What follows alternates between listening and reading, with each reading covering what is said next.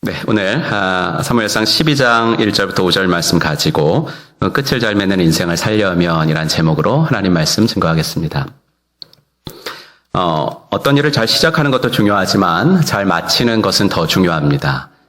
성경에 보면 인생을 아름답고 멋지게 끝낸 분들이 나오지요.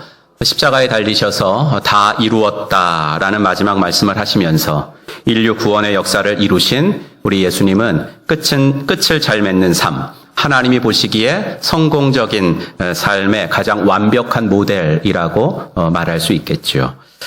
바울도 인생의 끝을 잘 맺은 사람 중에 한 명입니다.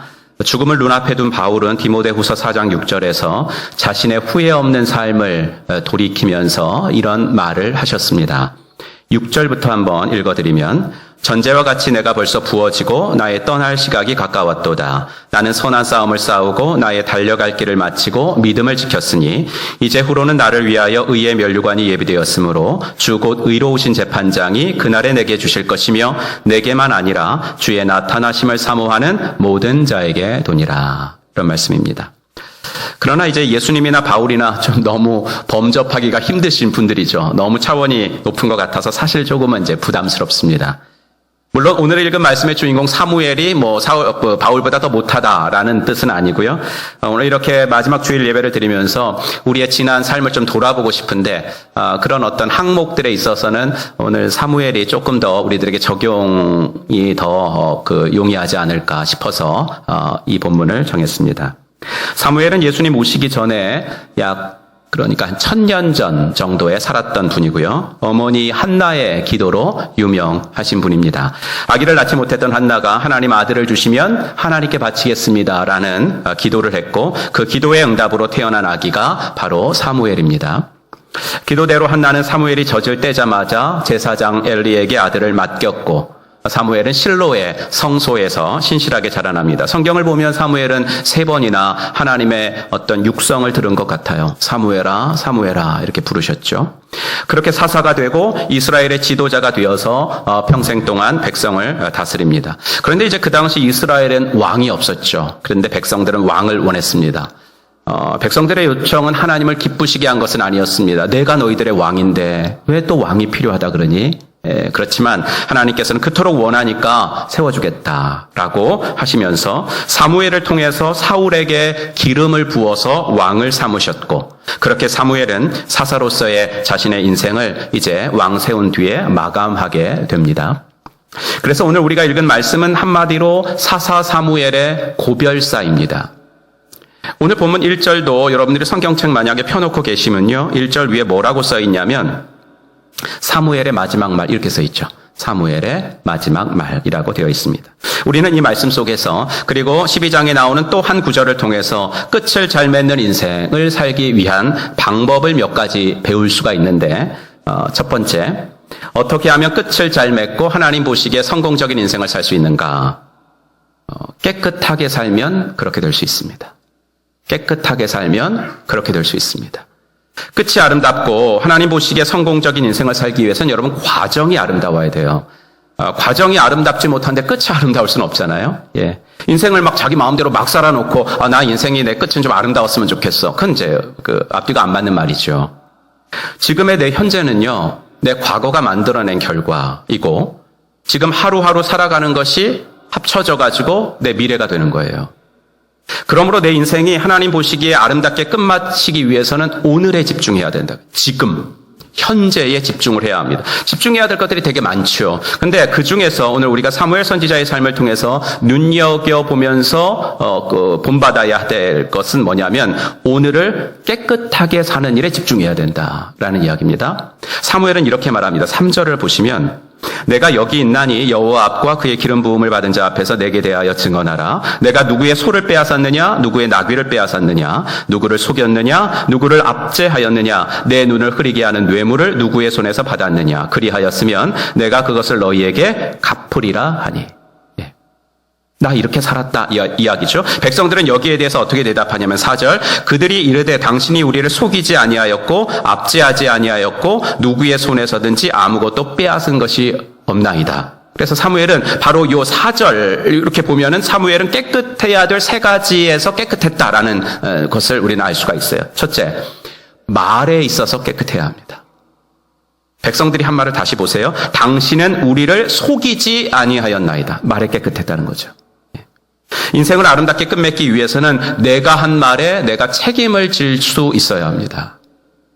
그런데 우리가 인정할 수밖에 없는 건 항상 진실만을 말하며 산다는 것이 그리 쉽지는 않다는 이야기입니다. 그러므로 우리는 나 자신은 항상 정직하게 진실을 말하려고 애를 써야 됩니다.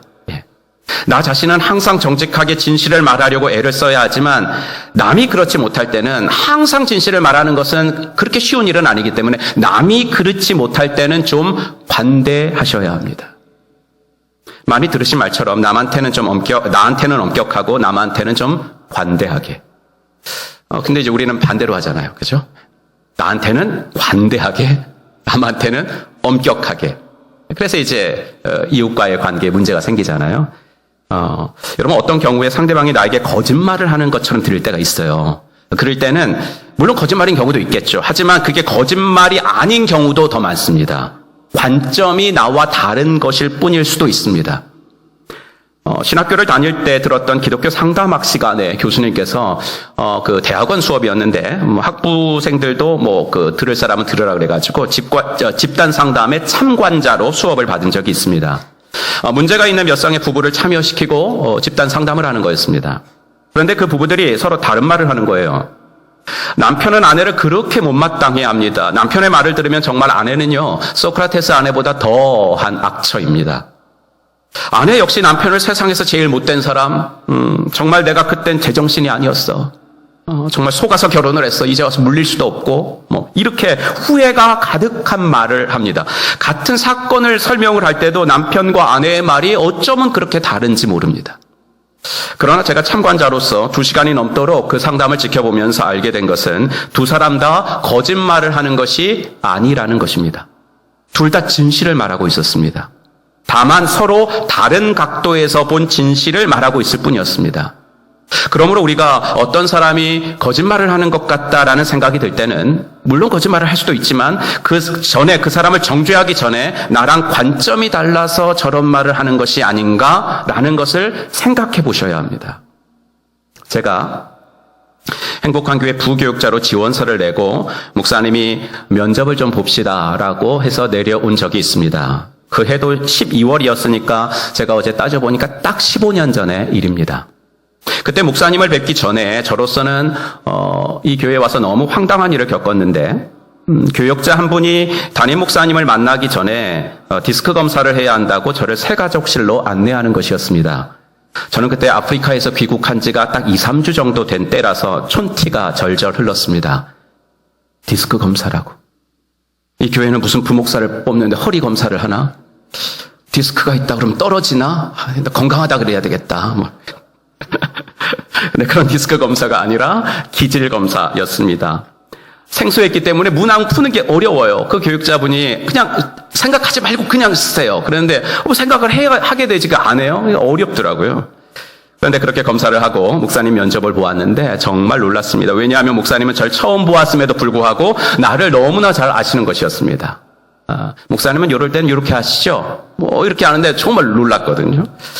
기질 검사를 해보면 좋은 것이 바로 이겁니다. 그 사람이 나와 다른 것뿐이지 틀린 것은 아니다라는 것을 알게 되거든요. 다른 것과 틀린 것은요, 정말이지 구별하셔야 됩니다. 이것을 구별하지 못할 때 소통이 이루어지지 않습니다. 상대와의 소통이 이루어지지 않는 인생이 아름다울 수가 없고 끝을 잘 맺어질 수가 없습니다. 그러므로 내 자신만은 진실을 말하려고 내 자신에게만은 엄격하고 채찍질을 늘 하셔야 되지만 남에 대해서는 관대하셔야 합니다. 이럴 때 말에 대해서 깨끗한 인생을 살아갈 수 있습니다. 두 번째, 권력에 깨끗해야 합니다. 이건 설명이 좀 필요합니다. 왜냐하면 나는 무슨 권력을 갖고 있지 않는데 이렇게 생각하시니까. 이걸 다른 말로 하면 이런 거예요. 내게 힘이 있고 능력이 있고 은사가 있을 때 그것을 남을 위해서 써야 한다는 이야기입니다. 사무엘은 사사, 곧 이스라엘의 최고 지도자였습니다. 왕을 세울 수도 있고 패할 수도 있는 막강한 자리에 있었던 분입니다. 그런데 이 권력을 사무엘은 백성들을 압제하는 데 쓰지 않았다고 백성들이 증언해 줍니다. 속이지 아니하였고 그 다음 말이 뭐냐면 압제하지 아니하였고 이렇게 나오죠. 여러분 깨끗한 삶을 살아서 하나님 보시기에 성공적인 인생을 살고 그리고 끝이 좋은 인생을 살려면 능력을 갖고 있을 때 내가 뭐래도 한 가지 은사를 갖고 있을 때 그것을 자신을 위해서 쓰면 안 됩니다. 남을 압제하거나 핍박하는 데 쓰면 더더군 안 되고요. 사무엘은 주어진 능력을 하나님을 섬기고 백성을 지혜롭게 하는 데만 사용했습니다. 그러니까 우리도 하나님이 무엇을 내게 주셨다면 어떤 것든 좋아요. 무엇을 주셨다면 나에게 이것을 왜 주셨을까? 건강을 왜 주셨을까? 물질을 왜 주셨을까? 나에게 이런 달란트, 재능은 왜 주셨을까를 생각해야 합니다. 요새 입시철이죠. 수시 합격자들은 다 발표가 막 나고 그러는데 입시철이라서 라디오를 듣다 보니까 대학 광고가 많이 나옵니다. 대학 광고가. 극동방송을 듣고 있는데 이런 광고가 나왔습니다. 학생들 2명이. 선생님, 저희들 갈 대학교 정했어요. 선생님이 어디? 학생들이 한동대학교요. 선생님이 왜? 그럴 때 이제 학생 2명이 한 가지씩 대답을 하는데 제가 첫 번째 대답은 많이 들었는데 잘 기억을 못 하겠어요. 근데 두 번째 대답은 좀 특이해서 그랬는지 제 기억에 딱 박혀서 잊어버려지지가 않더라고요. 배워서 남 주려고요. 배워서 남 주려고요. 이 말이었습니다. 여러분 이것이 기독교 가치관이에요. 이게 기독교 인생관이고 이것이 기독교 직업관입니다. 배워서 남 주냐? 그러면서 이를 악물고 공부한 사람은 절대로 행복한 인생을 살 수 없습니다. 생각을 바꾸고 가치관을 바꾸고 인생관을 바꾸어서 남 주기 위해서 공부한 사람은 내 능력보다 더한 일들을 하면서 행복한 인생을 살 수 있습니다. 그런 사람의 인생이 끝이 좋고 그런 사람이 하나님 보시기에 성공적인 인생을 살 수 있습니다. 여러분 유럽이나 미국 서구 사회는 재복음화가 필요할 정도로 예수 믿는 사람들이 적어졌어요. 유럽 선교사님 이러면 유럽을 무슨 선교하냐 그러는데 아니에요. 유럽은 이미 선교가 필요한 곳이 됐습니다. 하지만 그 문화에는 뿌리 깊은 기독교 문화가 아직도 박혀 있다는 것도 부인할 수는 없습니다. 그래서 서구 사회는 우리보다 훨씬 기부 문화가 발전되어 있습니다. 꼭 돈만 기부하는 것이 아니라 재능도 기부합니다. 그래서 코미디언들 보시면 많은 코미디언들이 병원 봉사하거든요. 환자들에게 웃음 치료를 해주기 위해서 그랬습니다.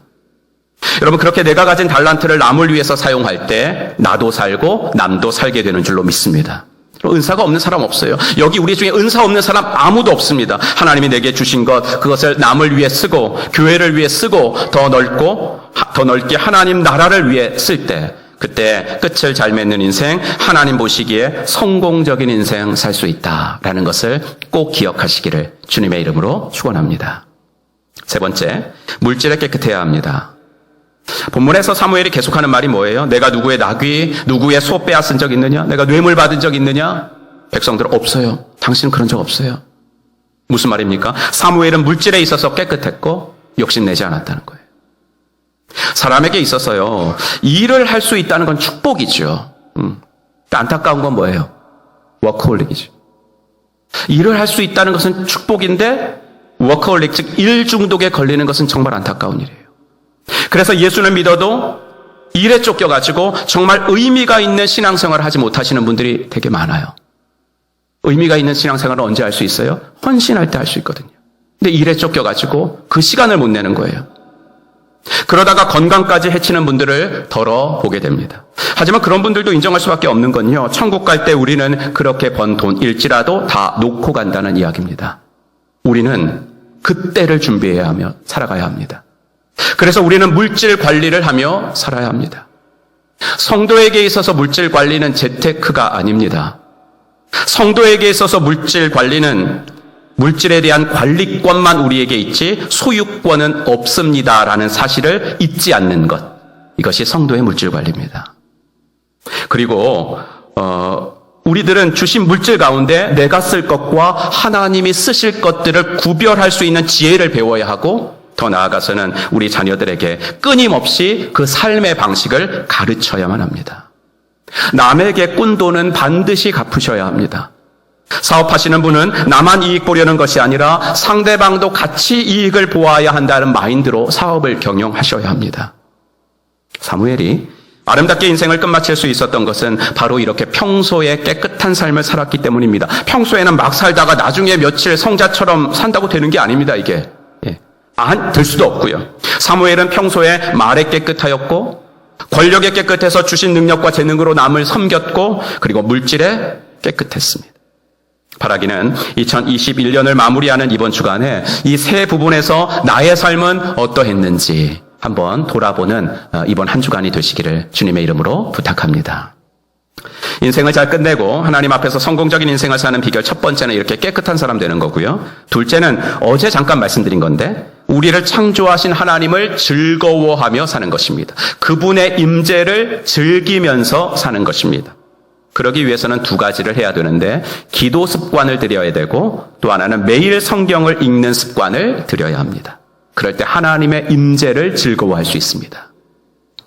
먼저 기도하는 사람이 되는 거예요. 아름답게 끝낸 인생이란 하나님이 부르시는 날까지 생산적인 일을 하다가 끝마치는 인생입니다. 목사기 때문에 많은 장례식을 집례합니다. 가장 복된 인생은 뭐니 해도 예수 믿고 돌아가신 분입니다.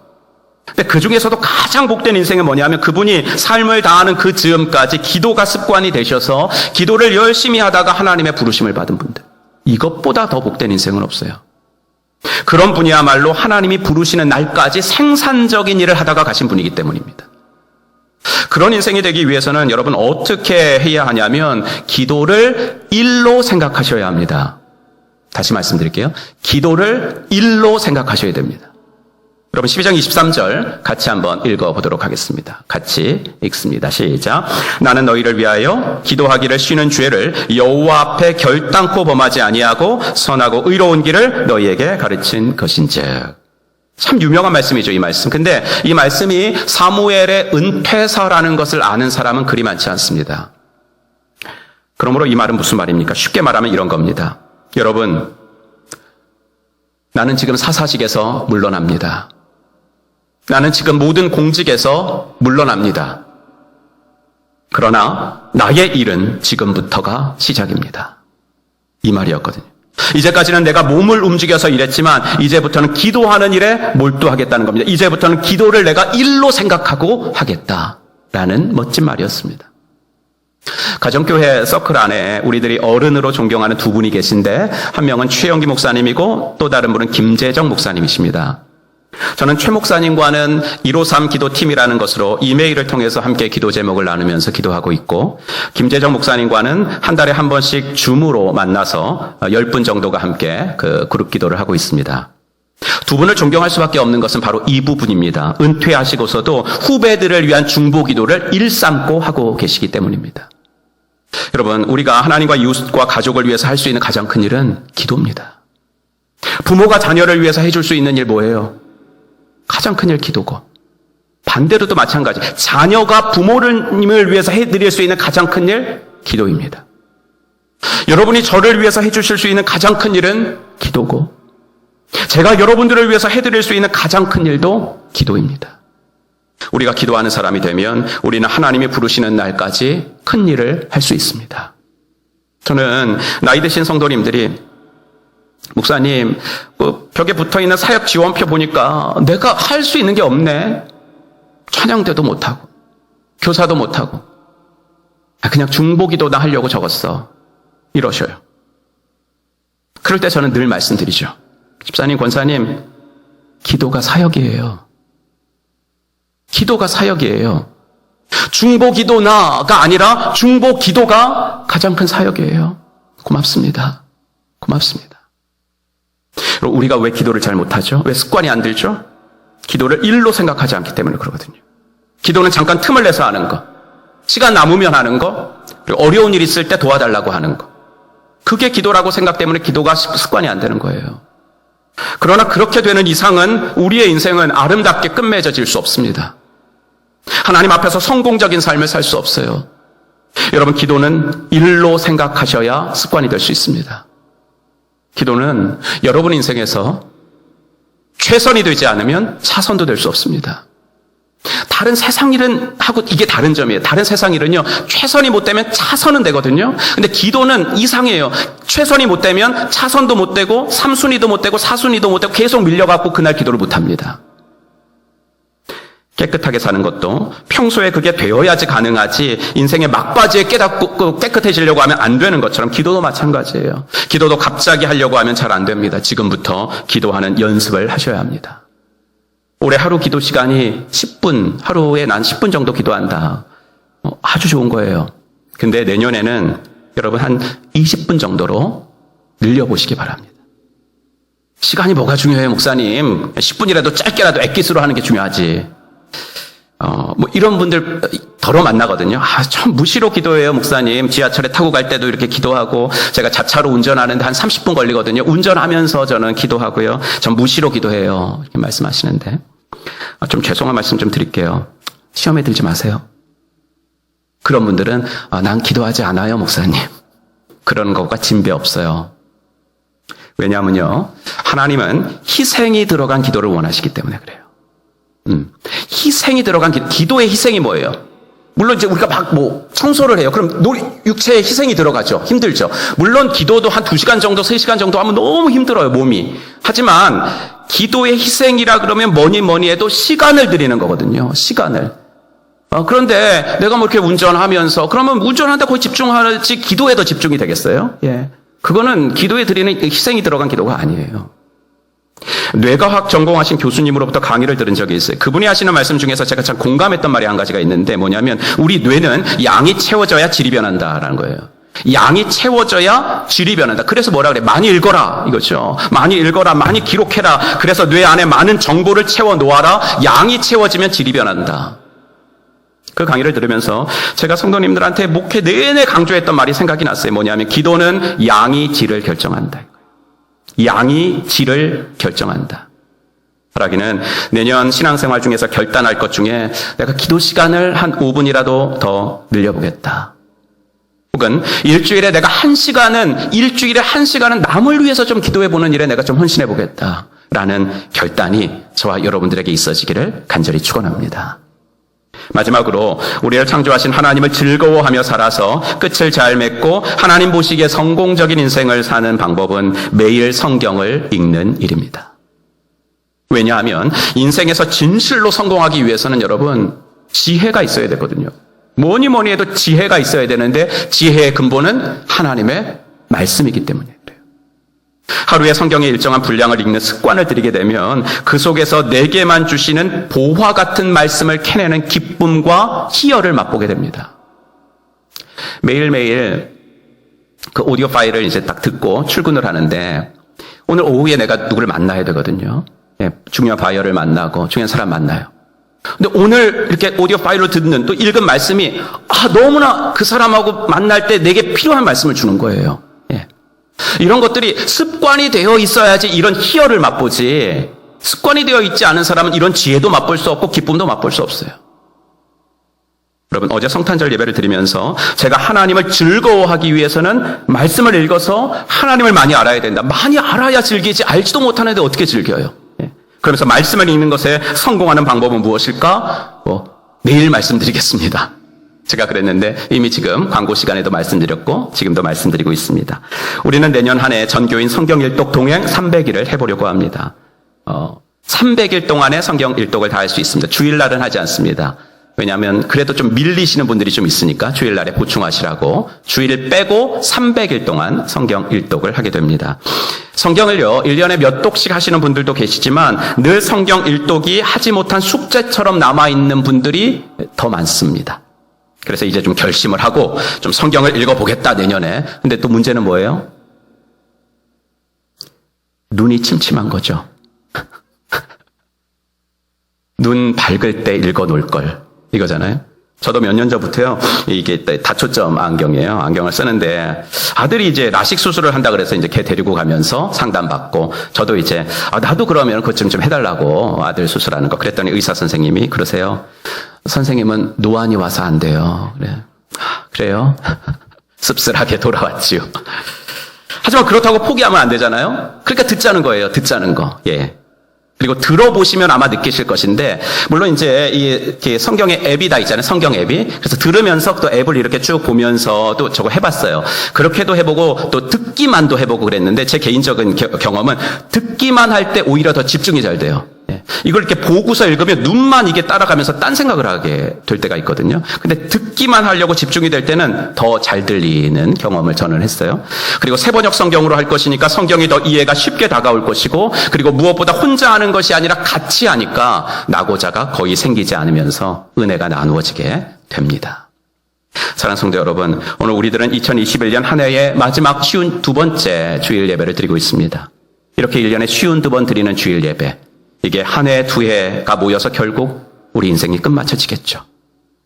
그러므로 우리는 생각해야 돼요. 어떻게 하면 끝을 잘 맺는 인생을 살 수 있을까? 이 세상 보이는 것이 전부가 아니잖아요. 우리는 분명히 끝이 있다고 믿는 사람들이잖아요.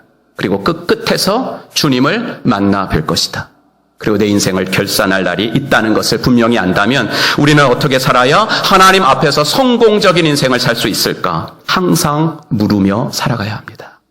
사무엘처럼 말과 권력과 물질에서 깨끗한 삶 살고, 둘째, 기도를 일삼고 하는 삶을 살고, 세 번째, 매일 성경 읽는 습관을 들이면서 살 때 우리는 끝이 좋은 인생, 하나님 보시기에 성공적인 인생을 살 수 있을 줄로 믿습니다. 바라기는 이 같은 결단이 이번 주에 저와 여러분들에게 있어지기를 예수님의 이름으로 축복합니다. 기도합시다.